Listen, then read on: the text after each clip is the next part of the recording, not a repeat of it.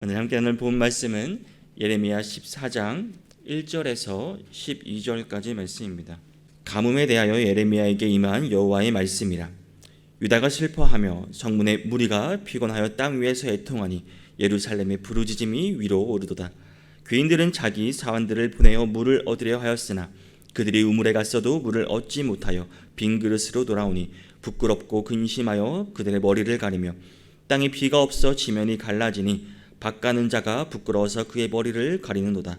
들의 암사슴은 새끼를 낳아도 풀이 없으므로 내버리며 들락이들은 벗은 산 위에 서서 승냥이같이 얼떡이며 풀이 없으므로 눈이 흐려지는도다. 여호와여, 우리의 죄악이 우리에게 대하여 증언할지라도 주는 주의 이름을 위하여 일하소서. 우리의 타락함이 많으니이다. 우리가 주께 범죄하였나이다. 이스라엘의 소망이시오 고난당한 때의 구원자이시오 어찌하여 이 땅에서 거류하는 자같이 하룻밤을 유숙하는 나그네같이 하시나이까. 어찌하여 놀란 자 같으시며 구원하지 못하는 용사 같으시니까. 여호와여, 주는 그래도 우리 가운데 계시고 우리는 주의 이름으로 일컬음을 받는 자이오니 우리를 버리지 마옵소서. 여호와께서 이 백성에 대하여 이와 같이 말씀하시되 그들이 어그러진 길을 사랑하여 그들의 발을 멈추지 아니하므로 여호와께서 그들을 받지 아니하고 이제 그들의 죄를 기억하시고 그 죄를 벌하시리라 하시고, 여호와께서 또 내게 이르시되 너는 이 백성을 위하여 복을 구하지 말라. 그들이 금식할지라도 내가 그 부르짖음을 듣지 아니하겠고 번제와 소제를 드릴지라도 내가 그것을 받지 아니할 뿐 아니라 칼과 기근과 전염병으로 내가 그들을 멸하리라. 아멘. 여러분은 세상에서 어떤 것이 가장 두려우신가요? 사람마다 다르겠죠. 어떤 무서운 공포에 대한 두려움이 있을 수도 있고, 아니면 높은 곳에 있는 고소공포증이 있을 수도 있습니다. 아니면 죽음에 관한 공포를 가지고 있는 사람들도 있을 수 있습니다. 그런데 무엇보다 세상에서 가장 두려운 것은 바로 하나님의 거절입니다. 하나님을 향한 거절이 있다면 우리의 앞은 정말 암흑이고 캄캄할 것입니다. 바로 오늘 본문에서 하나님의 백성인 유다와 예루살렘은 하나님으로부터 거절당했습니다. 이런 백성에게 하나님의 심판의 메시지를 선포하는 그 예레미야의 심정은 얼마나 고통스러웠을까요? 오늘 본문이 바로 우리에게 이런 사실을 말해줍니다. 하나님의 거절로 인한, 하나님의 심판으로 인한 탄식이 시작됩니다. 특히 오늘 본문은 이제 가뭄으로 인한 민족의 위기와 탄식을 다루고 있습니다. 하나씩 한번 살펴보겠습니다. 오늘 본문 1절에서 6절은 이제 가뭄의 참담함을 다루고 있습니다. 참혹한 가뭄을 현실적으로 묘사하고 있습니다. 1절에서 가뭄에 대하여라고 말하며 여호와의 말씀을 선포합니다. 2절에서는 이제 유다와 예루살렘을 앞뒤로 말하며 유다에서 예루살렘까지 지금 현재 가뭄의 이 참담함이 전체 애통을 가져왔음을 선언하고 있습니다. 특별히 여기서 예레미야는 이제 그런 사물을 의인화함으로써 통곡, 그 비참한 현실을 사실적으로 묘사하고 있습니다. 2절에서 성문이 피곤하다는 표현이나 또 땅에 앉아 애통하다는 표현을 사용했습니다. 가뭄의 그런 참혹한 현상을 극대화하고 있습니다. 가뭄은 유다 전체의 통곡을 가져왔습니다. 그런데 우리는 이 가뭄이 우연한 자연재해가 아니라 언약을 파기한 백성에 대한 하나님의 심판이라는 점을 우리는 주목해야 합니다. 예레미야는 하나님의 심판, 가뭄 탓에 고통당하는 실상을 상세히 묘사함으로써 그 비참함을 극대화하고 있습니다. 3절에서 귀인들, 그리고 4절에서 밭가는 자, 그러니까 귀인, 귀족부터 밭가는 자까지 모든 사회계층이 등장하고 있고, 이제 5절에서는 들의 암사슴과 6절의 들락이, 이런 동물들을 대표하는 것들이 나타나고 있습니다. 즉 이 가뭄 심판은 지금 유다 모든 백성, 그리고 동물, 식물까지도 할 것 없이 전체에 미치고 있다는 것을 말해주고 있습니다. 가뭄을 어떻게 표현하고 있습니까? 3절을 보니 물을 얻지 못하여 빈 그릇으로 돌아오고, 또 4절에서는 땅에 비가 없어 지면이 갈라지니 부끄러워서 그의 머리를 가리는도다라고 말합니다. 얼마나 참혹하고 지금 이 비탄한 현실입니까? 그리고 5절과 6절에서는 들의 암사슴과 나귀들이 풀이 없어서 내버려지고 눈이 흐려진다고, 그리고 풀이 없음을 계속 반복해서 말하고 있습니다. 가뭄으로 인해 정말 자연까지 황폐화되었음을 드러내고 있습니다. 그 결과로 들의 암사슴이 새끼를 버리는 일까지 발생합니다. 들나귀가 숨을 헐떡이며 눈동자를 흐리는 고통을 말해주고 있습니다. 이런 사실적 묘사를 통해 지금 하나님의 이 심판의 참혹성을 보여주고 있습니다. 이것처럼 극심한 가뭄으로 인해 유다 사람들은 이제 당시 이 재난의 장면은 실로 그냥 글로만 봐도 우리가 비참함을 알 수 있습니다. 그렇다면 하나님께서 이처럼 고통스러운 재난을 이 유다 사람들에게 내리시고 그 온 땅이 황폐해질 정도로 비참할 지경에 이르게 하신 이유가 무엇 때문이었을까요? 그것은 두말할 나위도 없이 유다 사람들이 저지른 그 죄악 때문이었습니다. 그리고 하나님께서는 유다 땅에 이러한 일을 행하신 것을 다름 아닌 유다 사람들의 그 우상 숭배, 특별히 이 당시는 이제 그 바알 숭배가 얼마나 험한 것인지 보여주기 위함이라 할 수 있습니다. 근데 여러분, 이 구약 성경에서 끊임없이 등장하는 우상 중 바로 가장 대표적인 우상이 바알이었습니다.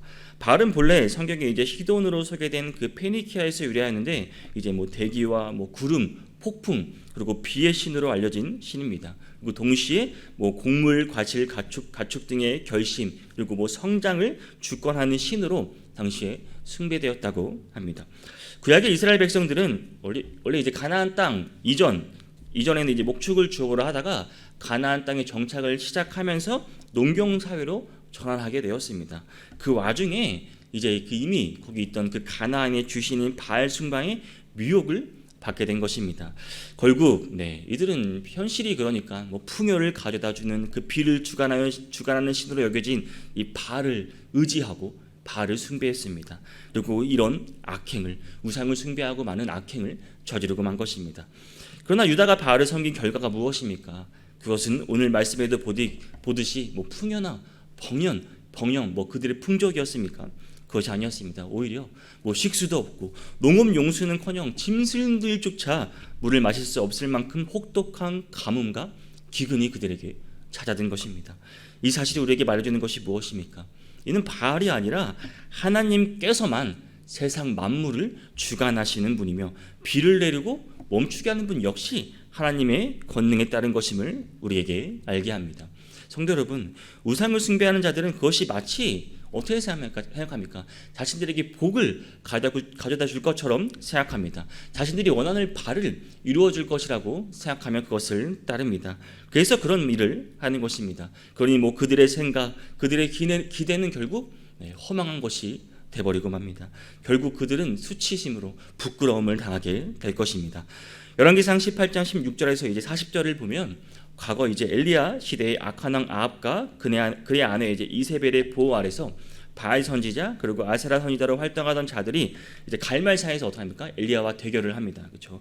그리고 그 거짓 때문에 여실히 드러나고 비참한 죽임을 당한 것만 봐도 우리는 성경에서 이러한 것들을 확인할 수 있습니다. 사랑하는 성도 여러분, 물론 우리 중에는 과거 이스라엘 유다와 같이 바알이나 그런 우상을 만들어서 새겨진 우상을 섬기는 이들은 없을 것입니다. 그러나 우리 내면에 우리 삶의 여러 국면을 돌아오면 그와 유사한 우상 숭배가 이미 우리에게도 이루어지고 있음을 우리는 부인할 수 없습니다. 구약 시대에 이스라엘 백성들이 풍요를 추구하다는 명목 아래 바알을 섬긴 것처럼 우리는 육체적인 우리의 욕구 또 쾌락 그런 것들을 탐욕을 추구하며 우리에게 행복을 가져다 줄 것이라고 믿는 또 돈과 그런 권력 등을 하나님보다 더 열망하는 삶을 살아가는 우리의 모습을 보게 될 때가 많이 있습니다.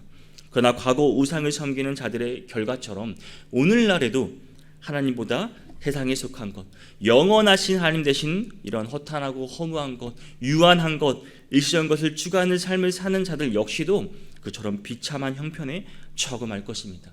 이 땅에서도 축복이고 만복의 근원인 하나님으로부터 멀어져 예상치 못한 곤란과 그런 어려움을 당할 뿐 아니라 심판의 날 구원자 하나님께서 버림을 받을 수 있는 그런 결과를 당하게 될 것입니다. 성도 여러분, 우리는 정말 잘 생각해 볼 필요가 있습니다. 이렇게 참담한 가뭄의 원인이 무엇입니까? 하나님께서는 창조하신 이 세상, 그야말로 하나님 보시기에 너무도 아름답고 좋았을 정도로 아름답고 조화로운 세상이었습니다. 어째서 이것이 저주받는 곳이 되었습니까? 어째서 이 세상이 홍수로 휩쓸려 모든 것이 생명을 잃고 마는 결과를 초래했습니까? 무엇이 기름지고 아름다운 소돔과 고모라 땅을 유황으로 뒤덮게 만들었습니까? 그 모든 것의 궁극적인 대답은 바로 죄입니다. 죄. 우린 여러분, 이러한 죄가 죄인 것을 알고 고백할 줄 알아야 합니다. 본문 7절에서 9절을 보겠습니다. 여호와의 우리의 죄악이 우리에게 대하여 증언할지라도 주는 주의 이름을 위하여 일하소서. 우리의 타락함이 많으니이다. 우리가 주께 범죄하였나이다. 이스라엘의 소망이시오 고난당한 때의 구원자이시며 어찌하여 이 땅에서 거류하는 자같이 하룻밤을 유숙하니 나그네같이 사시나이까. 어찌하여 놀란 자 같으시며 구원하지 못하는 용사 같으시니까. 여호와여 주는 그래도 우리 가운데 계시고 우리는 주의 이름으로 일컬음을 받는 자이오니 우리를 버리지 마옵소서. 주님의 이름을 위해서 선처해달라고 간청하고 있습니다. 자신들이 죄악이 있고 타락함이 많으니 선처를 베풀어 주십시오. 그런데 이것은 이스라엘 백성들의 고백이 아닙니다. 예레미야가 유다의 죄를 부정하지 않고 하나님께 중보기도 하고 있는 것입니다. 하나님께 죄를 범하되 아주 많이 범하였음을 솔직하게 인정하였습니다. 우리는 이 예레미야의 이러한 태도는 우리가 본받을 만한 교훈을 얻을 수 있습니다. 가장 기본적인 태도는 우리가 하나님께 죄를 솔직하게 인정하는 것이 맞습니다. 부모가 자식을 징계할 때 아무리 자식을 막무가내로 징계를 거둬달라고 하면 그 부모가 그 자식의 징계를 거두어 줍니까? 올바른 부모라면 자식이 그 자신의 잘못을 솔직하게 인정하고 용서를 구해야 비로소 그 징계를 거두어집니다. 하나님께서도 마찬가지입니다. 하나님께서 자기 백성들을 징계하실 때 그들이 자기 죄를 솔직하게 인정하고 용서를 구하고 자비를 간청할 때 비로소 하나님께서도 그들에게 자비와 사랑을 베풀어 주시는 것입니다. 하나님께서 자비로우시며 사랑이 풍성하시다고 하여 인간이 도움과 구원을 간구하면 무조건 하나님께서 자비를 베푸시는 그런 생각하는 것은 여러분 우리의 착오입니다. 잘못된 생각입니다. 우리는 우리의 죄가 아무리 크고 그것이 수치스러운 것이라고 해도 하나님께 자비를 간청하고자 한다면 먼저 우리는 반드시 우리의 죄를 솔직하게 인정하고 하나님 앞에 고백해야 하는 것입니다. 사랑하는 성도 여러분, 우리의 죄를 정직하게 인정하는 것은 부끄러운 일이 아닙니다. 죄를 짓는 것, 그리고 죄를 짓고도 솔직하지 인정하지 않는 것, 그에 따라 하나님의 징계를 받아 그 수치가 드러나는 것, 아니면 오히려 하나님의 징계를 받고도 죄를 인정하지 아니함으로 멸망하는 것, 이것이 여러분 부끄러운 일입니다.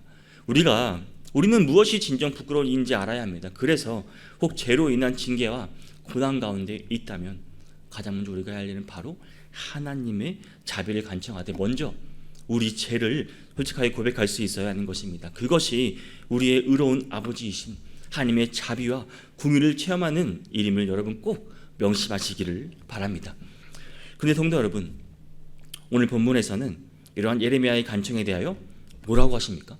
10절에서 12절을 한번 보겠습니다. 여호와께서 이 백성에 대하여 이와 같이 말씀하시되 그들이 어그러진 길을 사랑하여 그들의 발을 멈추지 아니하므로 여호와께서 그들을 받지 아니하고 이제 그들의 죄를 기억하시고 그 죄를 벌하시리라 하시고 여호와께서 또 내게 이르시되 너는 이 백성을 위하여 복을 구하지 말라. 그들이 금식할지라도 내가 그 부르짖음을 듣지 아니하겠고 번제와 소제를 드릴지라도 내가 그것을 받지 아니할 뿐 아니라 칼과 기근과 전염병으로 내가 그들을 멸하리라.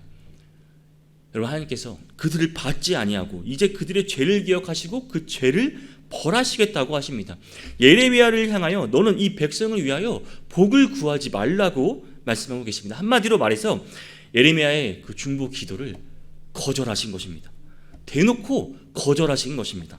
그뿐 아니라 번제와 소제를 드릴지라도 내가 그것을 받지 아니한다고 하십니다.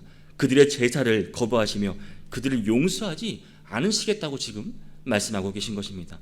성도 여러분, 우리는 이러한 하나님의 거절을 어떻게 이해합니까? 성경은 의인의 간구는 역사하는 힘이 많다고 말씀하고 있습니다. 야고보서 5장 16절 말씀을 보면 그러므로 너희 죄를 서로 고백하며 병이 낫기를 위하여 서로 기도하라. 의인의 간구는 역사하는 힘이 큼이니라. 그러면서 병든 자나 죄 있는 의인에게 중보 기도를 요청할 것을 말씀하고 있습니다. 앞서 예레미야가 많은 본문에서도 정말 당신 백성들이 드린 제사를 여호와께서 기뻐하시는 향기로운 제사라고 계속 말씀하고 있습니다. 그런데 왜 하나님께서는 예레미야의 중보 기도를 오늘 본문에서는 거절하신 것일까요? 왜 이스라엘 백성의 제사를 하나님께서는 받지 않으셨던 것일까요? 예레미야가 의인이 아니기 때문이었을까요? 하나님의 제사 자체를 본래 싫어하거나 가곡 출애굽 당시야 하나님의 마음이 바뀌셨기 때문이었을까요? 우리가 아는 것처럼 예레미야는 온 유다가 여러분 타락한 상황 속에서도 하나님을 위하여 고군분투한 의인입니다. 하나님께서 예레미야의 중보 기도를 거절하신 것은 예레미야의 문제가 아니었습니다. 유다가 하나님의 은혜를 받기에 합당하지 않았기 때문입니다. 중보기도는 일반 기도에 비하여 역사하는 큰 것이 사실입니다.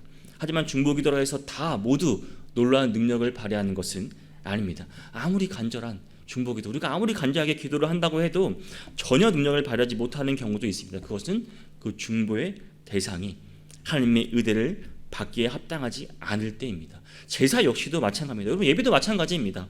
그 역시도 본래는 귀하고 복된 것이지만 범죄를 고집하는 자들, 회개하지 않는 자들이 드리는 것은 하나님께서 보시기에 가증한 것에 지나지 않을 것입니다.